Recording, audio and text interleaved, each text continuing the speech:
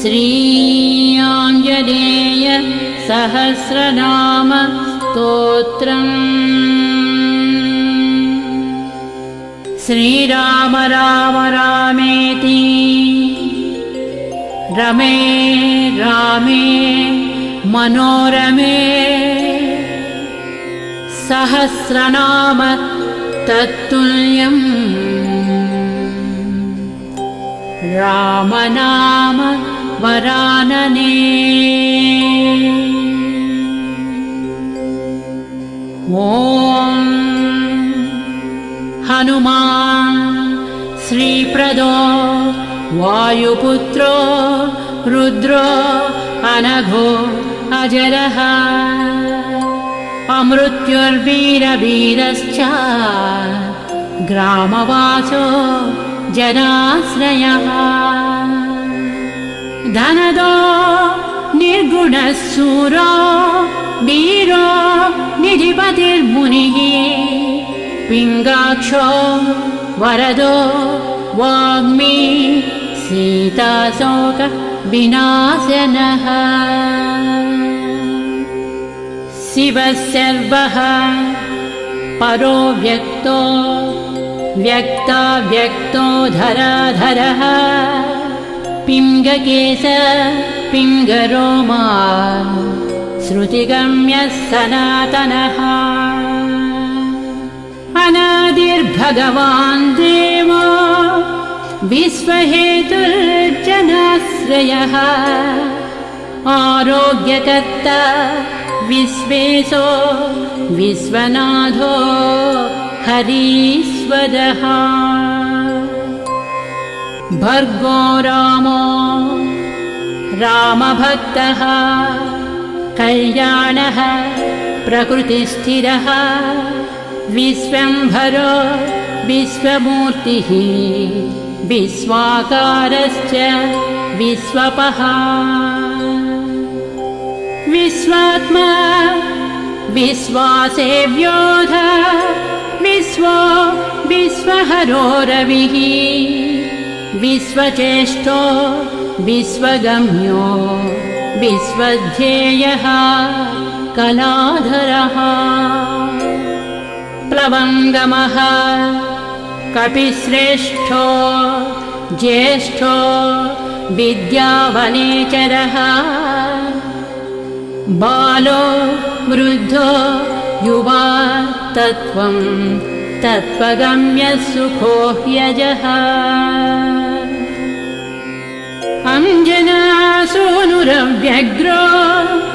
ग्रामशान्तो धराधरः भूर्भुवस्वर्महर्लोको जनलोकस्तपोव्ययः सत्यमोङ्कारगम्यश्च प्रणवो व्यापको बलः शिवो धर्मप्रतिष्ठाता रामेष्टः फल्गुणप्रियः गोष्पदीकृतवारासिः पूर्णकामो धरापतिः रक्षोघ्नः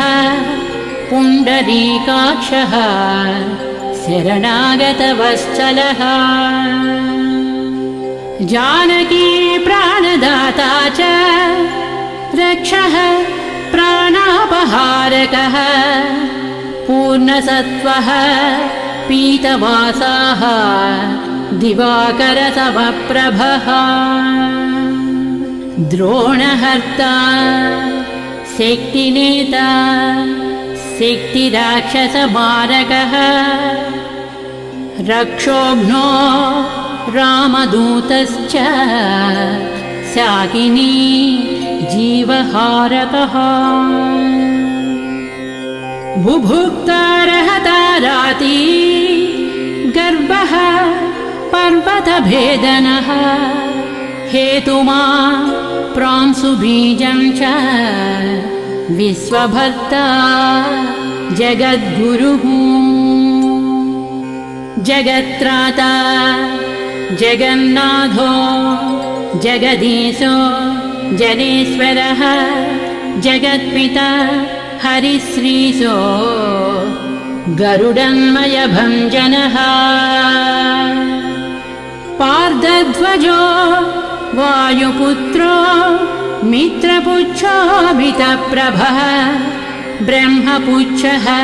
परब्रह्मपुच्छो रामेष्ट एव च सुग्रीवादियुतो ज्ञानी वानरो वानरेश्वरः कल्पस्थायी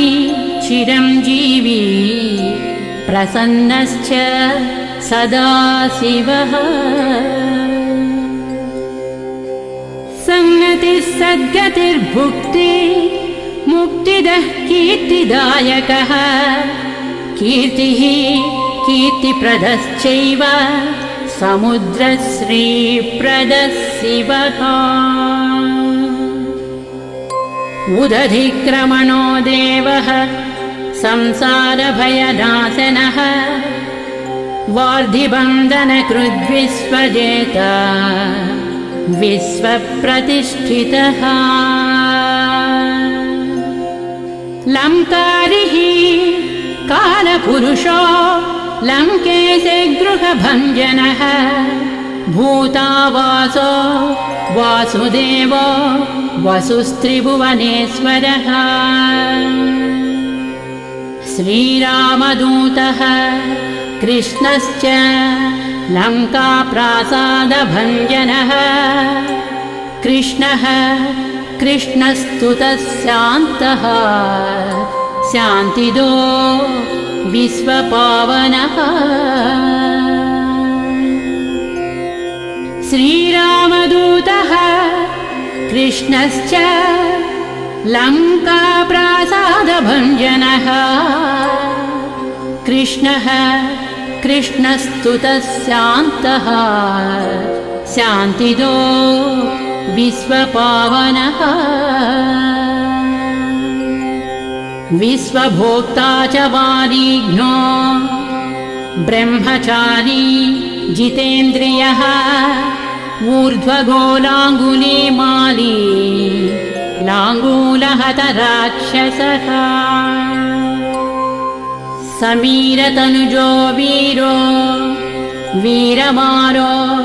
जयप्रदः जगन्मङ्गलदः पुण्यः पुण्यश्रवणकीर्तनः पुण्यकीर्तिः पुण्यगतिः जगत्पावनपावनः देवेशो जितरोधश्च रामभक्तिविधायकः ध्याता ध्येयो सभसाक्षी चेतश्चैतन्यविग्रहः ज्ञानदः प्राणदः प्राणो जगत्प्राणः समीरणः विभीषणप्रियः शूरः पिप्पलाश्रयसिद्धिदः सुहृत्सिद्धाश्रयः कालः कालभक्षकभर्जितः लङ्केशनिधनस्थायी लङ्कादाहक ईश्वरः चन्द्रसूर्याग्निनेत्रश्च कालाग्निः प्रलयान्तकः कपिलः कपीशः पुण्यराशिर्द्वादशराशिगः सर्वाश्रयो प्रमेयात्मा रेवत्यादिनिवारकः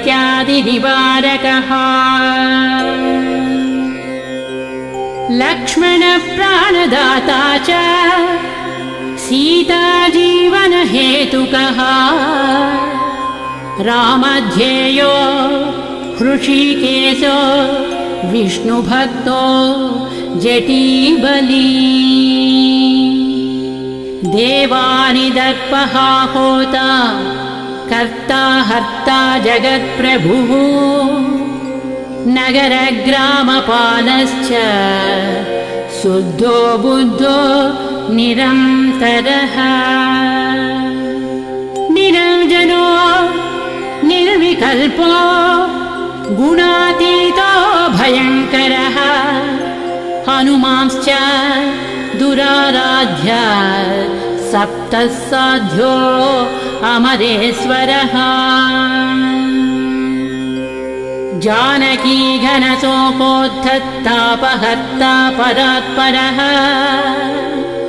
वाङ्मयः सदसद्रूपकारणं प्रकृतेः परः भाग्यदो निर्मलो नेता पुच्छलङ्काविदाहकः पुच्छबद्धो यातु दानो यातु दानरिपुप्रियः छायापहारी भूतेशो लोकेशः सद्गतिप्रदः प्लवङ्गमेश्वरः क्रोधः क्रोधसंरक्तलोचनः क्रोधहर्ता तापहर्ता भक्ता भयवरप्रदः भक्तानुकम्पी विश्वेशः पुरुहूतः पुरन्दरः अग्निर्विभावसुर्भास्वान् यमो निर्वृतिरेव च वरुणो वायुगतिमान् वायुः कौबेरईश्वरः रविश्चन्द्रः कुजः सौम्यो गुरुः काव्यः शनैश्चरः राहुः केतुः मरुधोता धाता हर्ता समीरकः मशकीकृतदेवारिः दैत्यारिर्मधुसूदनः कामः कपिः कामपालः कपिलो विश्वजीवनः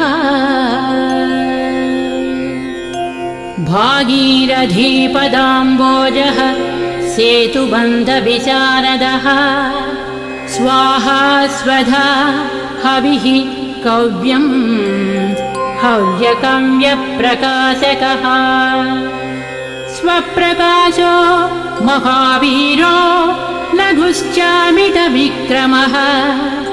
प्रडीनोड्डीनगतिमान् सद्गतिः पुरुषोत्तमः जगदात्मा जगद्योनिः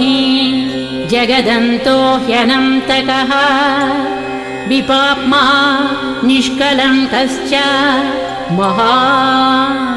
महदहं कृतिः खं वायुः पृथिवी आपो वह्निर्दिक्काल एव च क्षेत्रज्ञः क्षेत्रपालश्च पल्वलीकृतसागरः हिरण्मयः पुराणश्च खेचरो भूचरो मनुः हिरण्यगर्भः सूत्रात्मा राजराजो विशाम्पतिः वेदान्तवेद्योद्गीधश्च वेदवेदाङ्गपारगः प्रतिग्रामस्थितः सद्यस्फूर्तिदाता गुणाकरः नक्षत्रमाली भूतात्मा सुरभिः कल्पपादपः चिन्तामणिः गुणनिधिः प्रजापतिरनुत्तमः पुण्यश्लोकः पुरारातिः ज्योतिष्मान् शार्भरीपतिः किलिकिल्यारवत्रस्तभूतप्रेतपिशाचकः ऋणत्रयहरः सूक्ष्मस्थूलः सर्वगतः पुमा अपस्मारहरः स्मर्ता श्रुतिर्गाधा स्मृतिर्मनुः स्वर्गद्वारः प्रजाद्वारो मोक्षद्वारः कपीश्वरः नादरूपः परब्रह्म ब्रह्म ब्रह्मा पुरातनः एकोनैको जन्मशुक्लः स्वयं ज्योतिरनाकुलः ज्योतिर्ज्योतिरनादिश्च सात्विको राजसत्तमः तमोहर्ता निरालम्बो निराकारो गुणाकरः गुणाश्रयो गुणमयो बृहत्कायो बृहदृशः बृहद्दनुर्बृहत्पादो बृहन्मूर्धा बृहत्सपः बृहत्कर्णो बृहन्नासो बृहन्नेत्रो बृहद्गलः बृहद्यत्नो बृहच्चेष्टो बृहत्पुच्छो बृहत्करः बृहद्गतिर्बृहत्सेव्यो बृहल्लोकफलप्रदः बृहच्छक्तिर्बृहद्वाञ्छफलदो बृहदीश्वरः बृहल्लोकनुतो द्रष्टा विद्यादाता जगद्गुरुः देवाचार्य सत्यवादी ब्रह्मवादी कलाधरः सप्तपातालगामी च मलयाचलसंश्रयः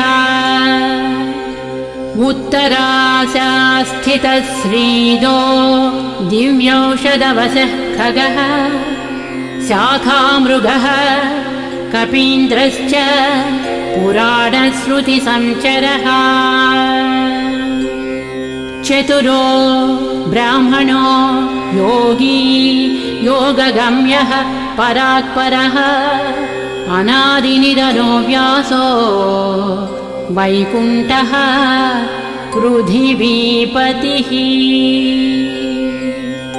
पराजितो जितारातिः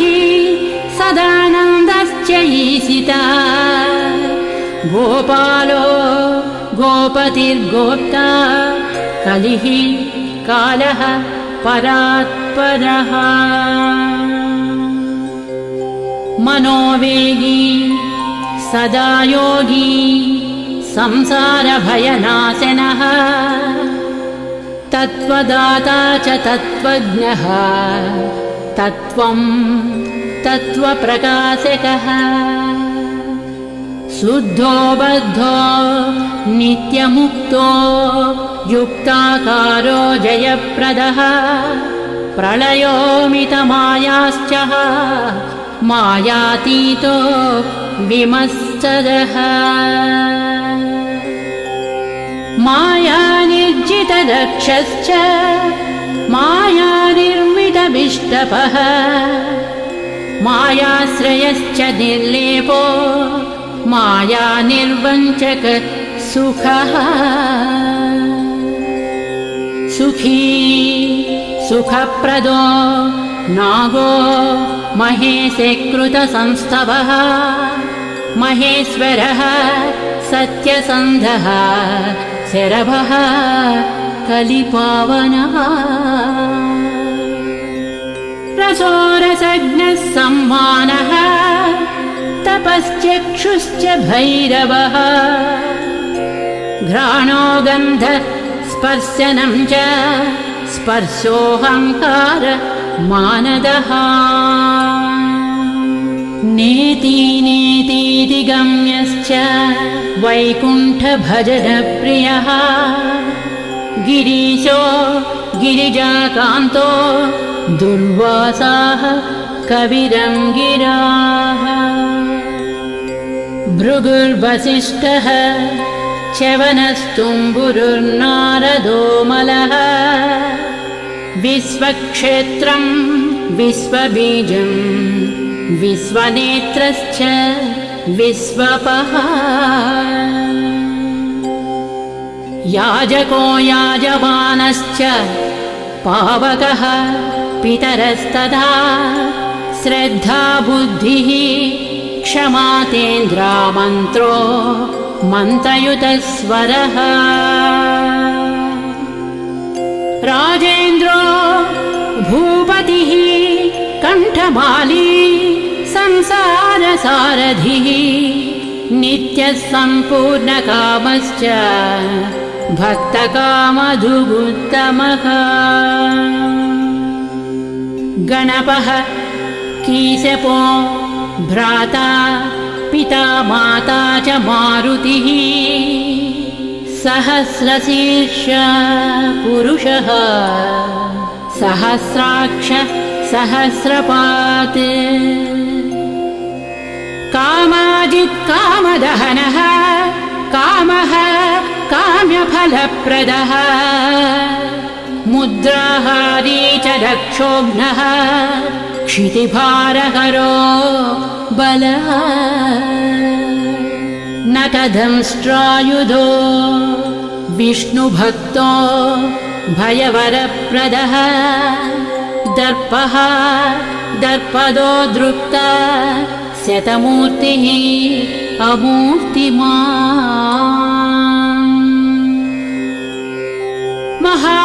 महानिधिर्महाभागो महाभोगो महाददः महाकारो महायोगी महातेज महाद्युतिः महाकर्म महानादो महामन्त्रो महामतिः महाशयो महोदारो महादेवात्मको विभुः रुद्रकर्म क्रूरकर्म रत्ननाभः कृतागमः अम्बोधिलङ्घनः सिंहो नित्यो धर्मप्रमोदनः जितामित्रो जयः सामो विजयो वायुवाहनः जीवदाता सहस्रांशुः मुकुन्दो भूरिदक्षिणः सिद्धार्थः सिद्धिदः सिद्धसङ्कल्पसिद्धिहेतुकः सप्तपातालभरणः सप्तर्षिगणवन्दितः सप्ताब्दिलङ्घनो वीरः सप्तद्वीपोरुमण्डलः सप्ताङ्गराज्यसुखदः सप्तमातृनिषेवितः सप्तलोकैकमकुटः सप्तहोता स्वराश्रयः सप्तच्छन्दो निधिः सप्तच्छन्द सप्तजनाशयः सप्तसामोपगीतश्च सप्तपातालसंश्रयः मेधावी कीर्तिदः शोकहारी दौर्भाग्यनाशनः सर्ववश्यकरो भर्गो दोषघ्नः पुत्रपौत्रदः प्रतिवादी मुखस्तम्भो दुष्टचित्तप्रसादनः पराभिचारशमनो दुःखघ्नो बन्धमोक्षदः नवद्वारपुराधारो नवद्वारनिकेतनः नरनारायण नारायणस्तुत्यो नरनाथो महेश्वरः मेखली कवचे खड्गी ब्राजिष्णुर्विष्णुसारथिः बहुयोजनविस्तीर्णपुच्छः पुच्छहतासुरः दुष्टग्रहनिहन्ता च पिशाचग्रहघातुकः बालग्रहविनाशी च धर्मो नेता कृपाकरः उग्रकृत्योग्रवेगश्च उग्रनेत्रः शतक्रतुः शतमन्युस्तुतस्तुत्यः स्तुतिस्तोता महाबलः समग्रगणशाली च व्यग्रो रक्षो विनाशकः रक्षोघ्नहस्तो ब्रह्मेशः श्रीधरो भक्तवत्सलः मेघनादो मेघरूपो मेघवृष्टिनिवारकः मेघजीवनहेतुश्च मेघश्यामः परात्मकः समीरतनयो बोद्धा तत्त्वविद्या विशारदः अमोघो अमोघवृद्धिश्च इष्टदो अनिष्टनाशकः अर्धो अर्धापहारी च समर्थो रामसेवकः अर्धीधर्यसुरारातिः पुण्डरीकाक्ष आत्मभूः संकर्षणो विशुद्धात्मा विद्याराशिः सुरेश्वरः अचलोद्धारको नित्यसेतुकृद्रामसारथिः आनन्दः परमानन्दो मस्त्यः कूर्मो निधिशमः वराहो नारसिंहश्च वामनो जमदग्निजः रामः कृष्णः शिवो बुद्धः कल्की रामाश्रयो हरः नन्दी भृङ्गी च चण्डी च गणेशो गणसेवितः कर्माध्यक्षः सुराध्यक्षो विश्रमो जगतां पतिः जगन्नाथः कपिश्रेष्ठः सर्वावासः सदाश्रयः सुग्रीवादिस्तुतः शान्तः सर्वकर्मप्लवङ्गमः नखदारितरक्षश्च नखायुधविशारदः कुशलः सुधनस्येषो वासुकिस्तक्षकस्वरः स्वर्णवर्णो बलाढ्यश्च रामपूज्यो घनाशनः कैवल्यदीपः कैवल्यो गरुडः पन्नगो गुरुः किल्यारावहताराति गर्भः पर्वतभेदनः वज्राङ्गो वज्रवेगश्च भक्तो वज्रनिवारकः नखायुधो मणिग्रीवो ज्वालामाली च भास्करः प्रौढप्रतापस्तपनो भक्ततापनिवारकः शरणं जीवनं भोक्ता नानाचेष्टो ह्यचञ्चलः सुस्वस्थोष्टास्यः दुःखशमनः पवनात्मजः पावनः पवनः कान्तो भक्तागः सहनो बलः मेघनाद रिपुर्मेघनाद संहृतराक्षसः क्षरोक्षरो विनीतात्मा वानरेशः सतां गतिः श्रीकण्ठः सितिकण्ठश्च सहायः सहनायकः अस्तूलस्त्वननुः भर्गो देवः संहृतिनाशनः अध्यात्मविद्यासारश्च अध्यात्मकुशलः सुधीः अकल्मषः सत्यहेतुः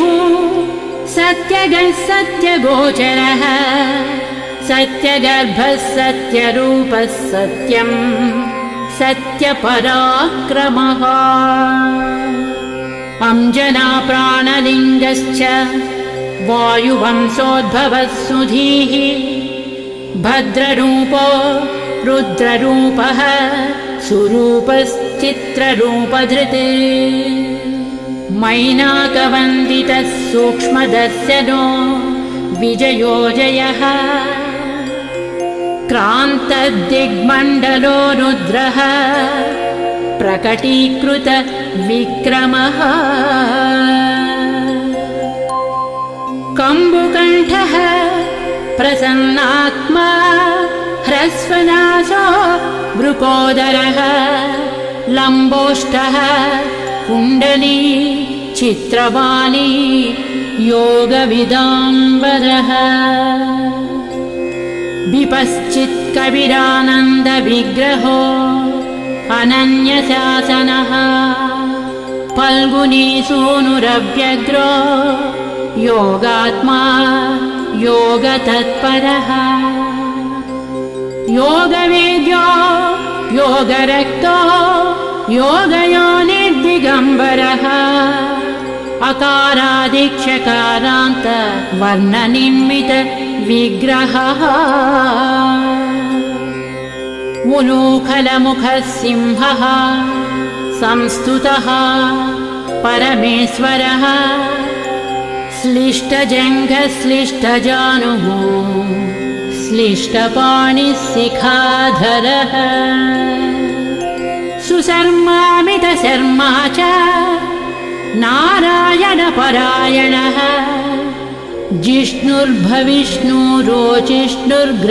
जिष्णुर्भविष्णुरोचिष्णुर्ग्रसिष्णुस्थाणुरेव च हरिरुद्रानुकृद्वृक्षकम्पनो भूमिकम्पनः गुणप्रवाहसूत्रात्मा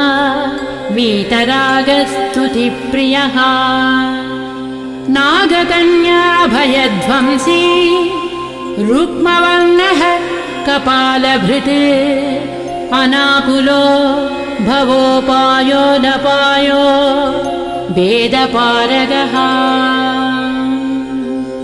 अक्षरः पुरुषो लोकनाथो रक्षः प्रभुर्दृढः अष्टाङ्गयोगफलभुक्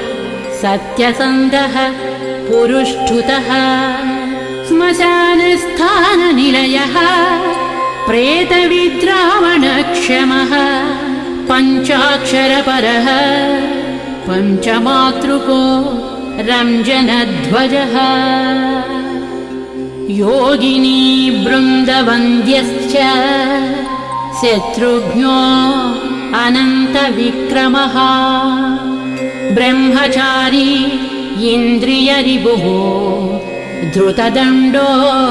दशात्मकः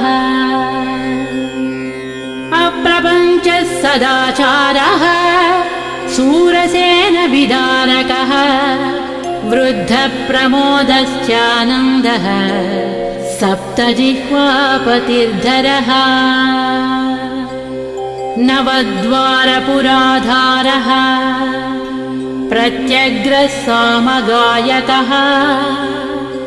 षट्चक्रधामा स्वर्लोको भयहृन्मानदो मदः सर्ववस्यकरः शक्तिर्नेता च अनन्तमङ्गलः अष्टमूर्तिधरो नेता विरूपस्वरसुन्दरः धूमकेतुर्महाकेतुः सत्यकेतुर्महारथः नन्दिप्रियः स्वतन्त्रश्च मेखली समरप्रियः लोहाङ्गः सर्वविद्धन्वी षट्कलः सर्व ईश्वरः फलभुक्कल्पहस्तश्च सर्वकर्मफलप्रदः धर्माध्यक्षो धर्मफलो धर्मो धर्मप्रदोद्धतः पञ्चविंशतितत्त्वज्ञस्तारकब्रह्मतत्परः त्रिमार्गवसतिर्भीमः सर्वदुःखनिबर्हणः ऊर्जस्वान् निर्गलशूली माली गर्भो निशाचरः रक्ताम्बरधरो रक्तो रक्तमाला विभूषणः वनमाली शुभाङ्गश्च श्वेतश्वेताम्बरो युवा जयो जयपरिवारः सहस्रवदनः कविः शाकिनी डाकिनी यक्षरक्षो भूतौघभञ्जनः सद्यो जातः कामगतिः ज्ञानमूर्तिर्यशस्करः शम्भुतेजाः सार्वभौमो विष्णुभक्तः प्लवङ्गमः चतुर्नवतिमन्त्रज्ञः पौलस्त्य बलदर्पः सर्वलक्ष्मीप्रदः श्रीमान् अङ्गदप्रियः ईडितः स्मृतिर्बीजं सुरेशानः संसारभयनाशनः उत्तमः श्रीपरिवारः श्रीभू दुर्गा च कामदृक् सदा गतिर्मातरिस्वा रामपादाब्ज षट्पदः नीलप्रियो नीलवर्णो नीलवर्णप्रियः सुहृत् रामदूतो लोकबन्धुः अन्तरात्मा मनोरमः श्रीरामध्यानकृद्वीरः सदा